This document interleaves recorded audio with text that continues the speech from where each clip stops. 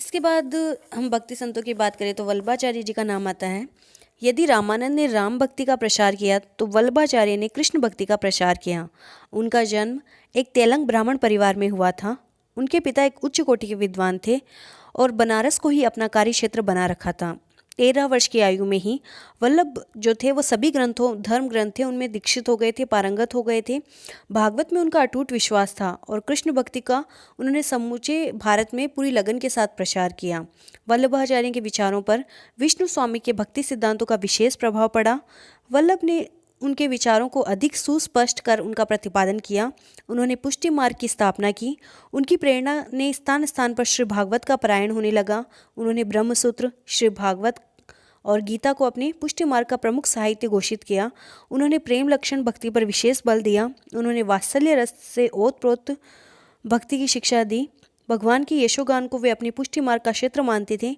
उन्होंने शंकराचार्य के मायावाद का विरोध करके यह सिद्ध किया कि जीव उतना ही सत्य है जितना कि ब्रह्म, फिर भी वह ब्रह्म का अंश और सेवक ही है। उन्होंने कहा कि जीव भगवान को भक्ति के बिना शांति से नहीं पा सकता, उसे भक्ति करनी ही पड़ती है भगवान को पाने के लिए। भगवान के अनुग्रह होने पर ही जीव का पोषण होता है। भगवान श्री कृष्ण ही परम ब्रह्म है। उनकी सेवा ही जीव का परम कर्तव्य है। संसार की अहंता ममता का त्याग करके श्री कृष्ण के चरणों में सर्वस्व समर्पण कर भक्ति के द्वारा उनका अनुग्रह पाना ही ब्रह्म से संबंध स्थापित करना है। वल्लभाचार्य के जीवन का अधिकांश समय जो था वो ब्रज में व्यतीत हुआ। उनके प्रिय शिष्य सूरदास थे। वल्लभाचार्य दर्शन शास्त्र के भी प्रकांड विद्वान थे। उनका मत शुद्धाद्वैतवाद कहलाता है। उनकी मुख्य रचनाएं अणुभाष्य, सिद्धांत रहस्य और भागवत टीका सुबोधिनी हैं। इन ग्रंथों में उन्होंने अपने धार्मिक विचारों की व्याख्या की है। उनकी मान्यता थी कि आत्मा और जड़ जगत ब्रह्म के ही स्वरूप है। ब्रह्म बिना किसी वस्तु अथवा शक्ति की सहायता से विश्व का निर्माण करता है। वह सगुण है, वह सच्चिदानंद है। अविद्या के कारण हमें जगत से अलग जान पड़ता है। इस अविद्या से मुक्ति पाने का मार्ग है भक्ति। यह भक्ति ईश्वर की प्रेमपूर्ण उपासना और सेवा है। इस अविद्या से मुक्ति भक्ति दिला सकती है। ईश्वर के प्रति इस प्रकार की अनुरक्ति तभी संभव है जब अन्य सभी वस्तुओं से विरक्ति हो जाए, क्योंकि प्रेम में एक से अधिक स्थान नहीं है। वल्लभ का जो लक्ष्य था वो मुक्ति नहीं है, वह तो अपने आराध्य देव श्री कृष्ण के पास पहुंचकर सदैव ही उनकी सेवा में रत रहना चाहते थे। वल्लभाचार्य के अनुयायियों को अष्टछाप कवि कहते हैं। उन्होंने कृष्ण भक्ति का अपनी रचनाओं के माध्यम से सर्वसाधारण में प्रचार किया। अगले भक्त संत है चैतन्य महाप्रभु। चैतन्य महाप्रभु भक्ति आंदोलन के महानतम संतों में हैं। उनका जन्म 1485-86 में कलकत्ता से 75 मील दूर उत्तर में स्थित नादिया ग्राम में एक ब्राह्मण परिवार में हुआ था। उस समय मुसलमानों के आतंक से भयभीत वैष्णव भक्त बंगाल के विभिन्न स्थानों से भागकर नवद्वीप नादिया में ही शरण ले रहे थे। अतः नवद्वीप में वैष्णव भक्ति की धारा बह रही थी। चैतन्य ने गांव की पाठशाला में ही संस्कृत व्याकरण और काव्य का अध्ययन किया और फिर घर पर ही भागवत तथा अन्य पुराणों का अध्ययन किया। चूंकि उनके बड़े भाई विष्णु रूप ने संन्यास ले लिया था, इसलिए उनकी माता ने बाल्यकाल में ही इनका विवाह कर दिया।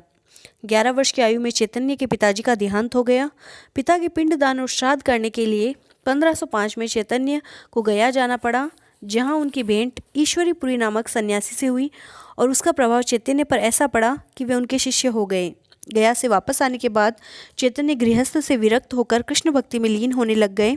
उनका विचार देशाटन करके कृष्ण भक्ति का प्रसार करना था। अतः 24 वर्ष की आयु में ही केशव भारती से दीक्षा लेकर वो सन्यासी हो गए।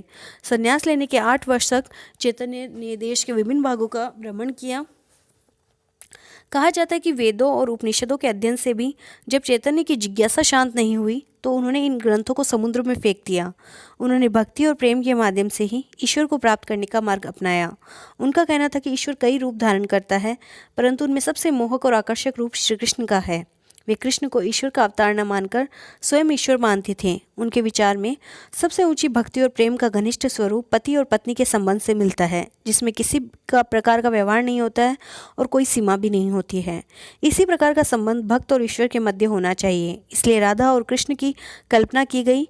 कृष्ण परम ब्रह्म है और उनके भक्त राधा स्वरूप है, इसलिए भक्त का कृष्ण के प्रति प्रेम में विहल होना स्वाभाविक है। चैतन्य आत्मविभोर हो जाना, अपना अस्तित्व भूलकर अपने आराध्य देव में लीन हो जाते थे और इसके लिए उन्होंने संगीत और नृत्य का सहारा लिया, जो संकीर्तन कहलाता है। मथुरा वृंदावन से लेकर पूर्वी बंगाल तक कीर्तन की यह परंपरा शीघ्र ही लोकप्रिय हो गई। इसमें व्यक्ति सामूहिक रूप से मिलकर गाते बजाते हुए कृष्ण का नाम लेते हुए भजन गाते थे। चैतन्य और उनके अनुयायी सड़कों पर भजन कीर्तन करते हुए नाचते गाते थे और इतने मस्त हो जाते थे कि उनके में से अनेक मूर्छित अथवा आधे पागल की स्थिति में पहुंच जाते थे। स्वयं चैतन्य भी भक्ति के आवेश में कई बार मूर्छित हो जाते थे, कई बार समाधि स्थल हो जाते थे। चैतन्य ने लोगों को कृष्ण भक्ति का मंत्र दिया, कृष्ण भक्ति के लिए कीर्तन का प्रचार किया। उनके निर्मल चरित्र एवं प्रेमपूर्ण व्यवहार से असंख्य लोग उनके अनुयायी बन गए। अपने जीवन के अंतिम 12 वर्ष में वे कृष्ण के विरह में व्याकुल रहा करते थे तथा उनके नेत्रों से प्रेम के आंसू प्रवाहित हुआ करते थे। उनके भक्तगण उन्हें कृष्ण के प्रेम की लीलाएं सुना सुनाकर सांत्वना दिया करते थे। एक दिन भक्ति के उन्माद में दौड़कर समुद्र में वो प्रवेश कर गए और 48 वर्ष की आयु में उनका देहांत हो गया। चैतन्य का धर्म रस्मों और आडंबरों से मुक्त था। उन्होंने परमात्मा में पूर्ण आस्था रखने का उपदेश दिया। उनकी उपासना का स्वरूप प्रेम, भक्ति, कीर्तन और नृत्य था।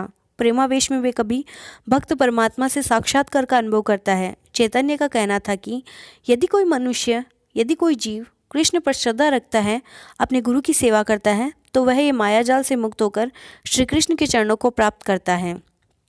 चैतन्य ने ज्ञान के स्थान पर प्रेम और भक्ति को प्रधानता दी, परंतु राधा कृष्ण के प्रेम का दुरुपयोग न हो सके इसलिए उन्होंने स्त्रियों को पुरुषों से पृथक रहने का उपदेश दिया। वे मूर्ति पूजा और धर्म ग्रंथों के विरोधी नहीं थे, परंतु वो कर्मकांड, आडंबर आदि का विरोध करते थे। उन्हें उनसे घृणा थी। चैतन्य के अनुसार सभी लोग समान रूप से ईश्वर भक्ति कर सकते हैं। भक्ति मार्ग में ऊंच नीच का भेदभाव नहीं होना चाहिए। सभी भक्तजन भगवान श्री कृष्ण के चरणों में आश्रित हैं और सभी को भगवान श्री कृष्ण की भक्ति करने का अधिकार है। चैतन्य के अनुसार सभी लोग समान रूप से ईश्वर भक्ति करें। भक्ति मार्ग में ऊंच नीच का भेदभाव नहीं होना चाहिए। चैतन्य और उनके अनुयायियों ने मुसलमान एवं निम्न वर्ग के लोगों को भी कृष्ण भक्ति की शिक्षा दी थी। चैतन्य के प्रभाव से ब्राह्मणों की शक्ति पर कुठाराघात हुआ और शूद्रों को भी भक्ति का अधिकार मिला। चैतन्य ने अपने शिक्षाष्टक में श्री कृष्ण भक्ति के विषय में अपने विचार व्यक्त किए हैं। उनके अनुसार भक्ति का प्रथम और प्रमुख साधन है हरि नाम संकीर्तन। चैतन्य को संगीत प्रवर्तक भी कहा जाता है। चैतन्य की मृत्यु के पश्चात कृष्ण भक्ति के इस आंदोलन ने अधिक ठोस रूप धारण किया और वह एक संप्रदाय के रूप में विकसित होने लगा। वृंदावन के गोस्वामियों ने चैतन्य संप्रदाय के धार्मिक सिद्धांतों और रीति रिवाजों को व्यवस्थित रूप प्रदान किया। वृंदावन से गोस्वामी चैतन्य को अपना प्रभु मानते थे और नांदिया ग्राम के उनके अनुयायी उन्हें कृष्ण का प्रतीक मानने लगे और गौरंग महाप्रभु के रूप में स्वयं चैतन्य की जो थी पूजा होने लगी। इस प्रकार चैतन्य महाप्रभु का भक्ति आंदोलन में महत्वपूर्ण योगदान है। इसके पश्चात तथा नामदेव का नाम 15वीं सदी में नामदेव ने महाराष्ट्र में भक्ति मार्ग को लोकप्रिय बनाया। उनका जन्म जो था एक दर्जी परिवार में हुआ था और तत्कालीन प्रथा के अनुसार बाल्यावस्था में ही उनका विवाह कर दिया गया। पिता की मृत्यु के बाद परिवार का बोझ जो था वो नामदेव पर आ गया। माता और पत्नी ने उनके पैतृक व्यवसाय करने का उन पर दबाव डाला, परंतु नामदेव ने हरि कीर्तन का व्यवसाय कर लिया। कुछ दिनों बाद वे पंढरपुर में जाकर बस गए और वहां से भारत भ्रमण पर निकले। पंजाब आदि प्रांतों में भक्ति का प्रसार करके वे पुनः पांडवपुर में आकर बसे। नामदेव ने जनसाधारण के प्रेम और भक्ति का उनका पवित्र उपदेश दिया और उनके मस्तिष्क से परंपरागत रीति रिवाज और जाति पाति के बंधनों को हटा देने के लिए प्रोत्साहित किया।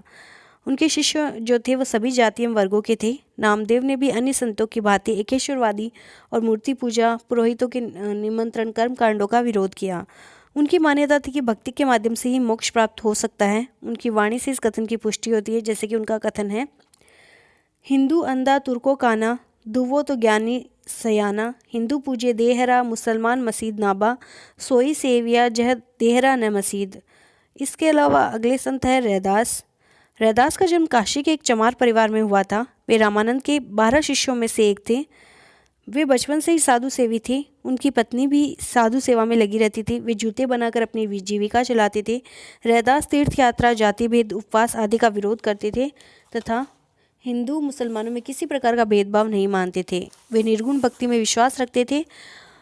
उनमें ईश्वर के प्रति समर्पण की भावना स्पष्ट झलकती थी। वे श्री चरणों में अनन्य आश्रय की साधना का प्रण लेते थे।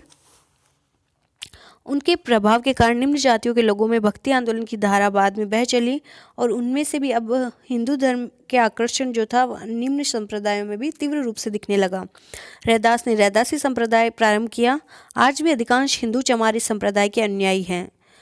राजस्थान में बात करें तो दादू थे। भक्ति आंदोलनों के नेताओं में दादू का नाम भी विशेष महत्व रखता है। यद्यपि इनका जन्म अहमदाबाद में हुआ, किंतु इनका अधिकांश जीवन राजस्थान में व्यतीत हुआ। कबीर व नानक की भांति दादू ने भी अंधविश्वास, मूर्ति पूजा, जाति पार्टी, तीर्थ यात्रा, उपवास आदि का विरोध किया और जनता को सीधा और सच्चा जीवन व्यतीत करने का उपदेश दिया। दादू एक अच्छे कवि भी थे। उन्होंने अपने भजनों के माध्यम से विभिन्न संप्रदायों के मध्य प्रेम एवं भाईचारे की भावना बढ़ाने पर जोर दिया। उन्होंने जो पंथ चलाया वह दादू पंथ के नाम से विख्यात हुआ। उनकी मृत्यु के बाद उनके शिष्यों गरीबदास और माधोदास ने उनके उपदेशों को जनसाधारण में फैलाया। रामानंद, निम्बार्क, माधवाचार्य, वल्लभाचार्य आदि धर्म सुधारक संत अपने समय के प्रसिद्ध विद्वान भी थे। उन्होंने धर्मशास्त्रों को गहन अध्ययन किया और अपने सिद्धांतों में विशेष हेरफेर की आवश्यकता न समझकर समाज की आवश्यकता के अनुकूल ही उनका अर्थ निकालने की चेष्टा की थी। उपनिषदों और शास्त्रों के सिद्धांतों में आमूल परिवर्तन करने का न तो उनमें साहस था, न ही वो आवश्यकता समझते थे। ये काम जो था वो कबीर और नानक ने किया। कबीर एक क्रांतिकारी भक्ति कवि थे। कबीर के जन्म के संबंध में कई किंवदंतियां हैं, इसलिए उनकी जाति और जन्म के बारे में निश्चयपूर्वक नहीं कहा जा सकता। सामान्य मान्यता है कि वे एक हिंदू विधवा के पुत्र थे, जिसने लोक लज्जा के भय से उन्हें नवजात अवस्था में बनारस के तालाब के किनारे छोड़ दिया था। नीरू नामक एक मुसलमान जुलाहा उस नवजात शिशु को उठाकर घर ले आया और उसका पालन पोषण किया। बाद में कबीर का विवाह भी कर दिया गया। उनकी पत्नी का नाम लोई था। उनके एक पुत्र कमाल और एक पुत्री कमाली भी थी। गृहस्थ जीवन में रहते हुए अपना पैतृक व्यवसाय करते हुए कबीर साधु संतों की सेवा करते थे और उनसे ज्ञान प्राप्त करने का प्रयासरत रहते थे। कबीर अनपढ़ थे, किंतु उनमें ज्ञान प्राप्ति और नए मार्ग को ढूंढ लेने की तीव्र इच्छा शक्ति थी। बाद में वे गुरु रामानंद के शिष्य बन गए। इनके विचारों से पता चलता है कि उनमें हिंदू मुस्लिम दोनों धर्म ग्रंथों का उन्होंने अध्ययन किया था, दोनों धर्म ग्रंथों का उनको ज्ञान था। कबीर ने भक्ति आंदोलन को नया मोड़ दिया। उन्होंने गृह त्याग किए बिना ही आध्यात्मिक विकास किया और आसपास के लोगों को धर्म का असली अर्थ समझाया। उनके उपदेशों के दो मुख्य लक्ष्य थे, धर्म के बाह्य आडंबरों से मुक्त होकर आध्यात्मिक विकास करना तथा हिंदुओं और मुसलमानों के बीच सद्भावना का वातावरण बनाना। कबीर ने मध्यकाल में प्रचलित वर्ण व्यवस्था के विकृत तथा जाति पाति के भेदभाव का प्रबल विरोध किया। उन्होंने ऊंच नीच, छुआछूत की भावनाओं का खंडन किया। उनका कहना था कि सभी मनुष्यों का जन्म समान रूप से होता है, सभी में भगवान का वास है। यह ऊंच नीच कैसे, ये तो मनुष्यों द्वारा निर्मित किए गए हैं। कबीर ने दूसरों की निंदा करने वालों की भी कड़ी आलोचना की। उनका कहना था कि मनुष्य को दूसरों की निंदा का त्याग कर देना चाहिए और समय का सदुपयोग भगवान को याद करने में करना चाहिए। कबीर स्त्री जाति के कट्टर विरोधी थे। उन्होंने स्त्री को कामाली, काली, नागनी कहकर संबोधित किया है। उनका मानना था कि मनुष्य का सबसे बड़ा शत्रु काम है और स्त्री काम को बढ़ाती है।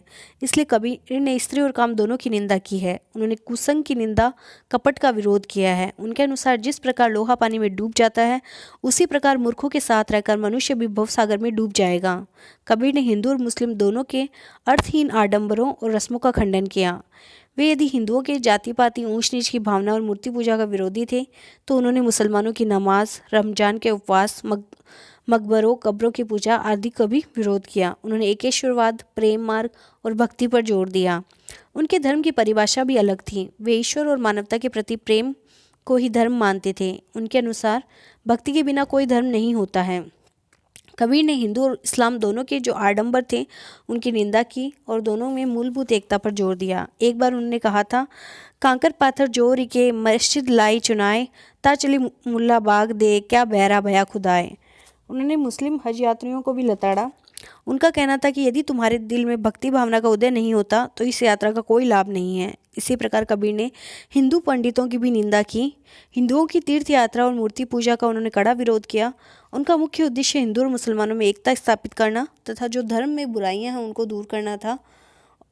कबीर की वाणी का संग्रह बीजक के नाम से प्रसिद्ध है। बीजक के 3 भाग हैं, रमेनी, सबद और साखी। कबीर की भाषा खिचड़ी थी, जिसमें पंजाबी, राजस्थानी, खड़ी बोली, अवधी, पूर्वी ब्रज भाषा इत्यादि अनेक भाषाओं का पंचमेल था। उनकी भाषा साहित्यिक न होने पर भी बहुत असरदार थी। कबीर सत्य, अहिंसा, सदाचार इत्यादि सद्गुणों के उपासक थे। उन्होंने ईश्वर के निर्गुण अथवा निराकार रूप की पूजा की। उनका ईश्वर सभी गुणों से परे था। वे कहते थे, कोई ध्यावे निराकार को, कोई ध्यावे आकार, वह तो इन दोनों से न्यारा, जाने जानन हारा। उन्होंने ईश्वर को कभी मित्र, कभी माता पिता, कभी पति के रूप में देखा। कभी वे कहते थे हरि मोर पियू मैं राम की बहेरिया, और कभी कहते हरि जननी मैं बालक तोरा। उसके अनुसार ईश्वर की सच्ची भक्ति में से ही मोक्ष मिल सकता है और भक्ति के बिना कुछ भी जीवन व्यर्थ है और भक्ति के लिए गुरु आवश्यक है। वे गुरु की ईश्वर से अधिक महत्व देते थे। उन्होंने कहा कि गुरु गोविंद दोऊ खड़े काके लागू पाए, बिलहारी गुरु आपने गोविंद दिया बताए। कबीर निर्गुण संत थे, उनका ईश्वर सर्वव्यापी था। वह केवल एक ही थे और अवतार नहीं लेते थे। वह मंदिर में नहीं रहते थे, मस्जिद में नहीं रहते थे, न ही काबे में निवास करते थे और न ही काशी में। वह तो हमारे अंदर विद्यमान हैं। वस्तुतः उनका सबसे बड़ा काम हिंदू और मुसलमानों में सद्भावना उत्पन्न करना था। इसलिए उनका कहना था कि राम, रहीम, कृष्ण, करीम आदि उसी एक परमेश्वर की अभिव्यक्तियां हैं। विभिन्न धर्मों और ईश्वर में केवल नाम का अंतर है। सोना एक जैसा होता है, परंतु उसके जेवर बन जाने के पश्चात नाम अलग अलग हो जाते हैं। यही कारण है कि ईश्वर तो एक ही होता है, पर विभिन्न संप्रदाय के लोग उसे अलग अलग नाम दे देते हैं। धर्म के कारण झगड़ा करने वाले अज्ञानी होते हैं। उनका कहना था कि नामों के विवाद को छोड़कर भक्ति और प्रेम से ईश्वर को याद करो। सत्य है कि वही निर्वाण प्राप्ति का मार्ग है। इसलिए आसन लगाना, आंखें मूंदना, विभिन्न कर्म कांडों को करना, ये सभी छोड़कर हमें ईश्वर की भक्ति करनी चाहिए। कबीर की वाणी सामाजिक संघर्ष की ज्वाला है। वे शास्त्रीयता, शरीयत, प्रदर्शन, पाखंड और उपचार के शत्रु थे। उन्होंने हिंदू और मुसलमानों को खरी खरी सुनाई थी, इनके धार्मिक आडंबरों पर आघात किया था। उनकी दृष्टि में भगवान एक है, अतः मानवता भी एक है, और उनमें आचार उपचार के आधार पर भेद करना गलती है, भ्रांति है। जाति, धर्म, संप्रदाय आदि के नाम पर मनुष्य के बीच भेदभाव की दीवारें खड़ी करना अक्षम्य अपराध है। कबीर के उपदेशों का निम्न जातियों पर बहुत अधिक प्रभाव पड़ा और उनके अनुयायी जो थे वो कबीरपंथी कहलाए।